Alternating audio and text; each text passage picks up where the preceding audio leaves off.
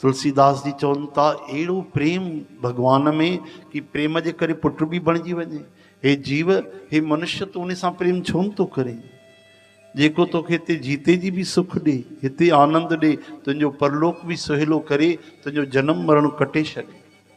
जेको भगवान प्रेम जे करे कुछ भी बणिजी वञे, नौकर बणिजी वञे, पुट बणिजी वञे, पिता बणिजी वञे, सखा बणिजी वञे, पति बणिजी वञे, जेको जेको जेको तव्हां रिश्तो चाहियो भगवान निभाइण लाइ तैयार आहे। असली जेको रिश्तेदार आहे उन सां असां नथा रखूं रिश्तो।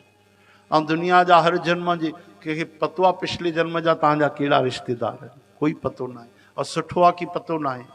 हिन जन्म जा ई संभलजनि कोन था, 10 जन्म पिछला यादि अची विया त माण्हू त जी न सघंदो।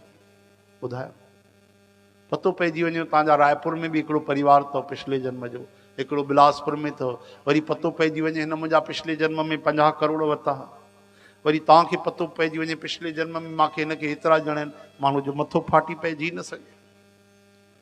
कृपा आहे, पर असली रिश्तेदार तो श्री भगवान। मेरे तो गिरधर गोपाल दूसरो न कोई, जाके सिर मोर मुकुट मेरो पति सोई। उन सां प्रेम रखो।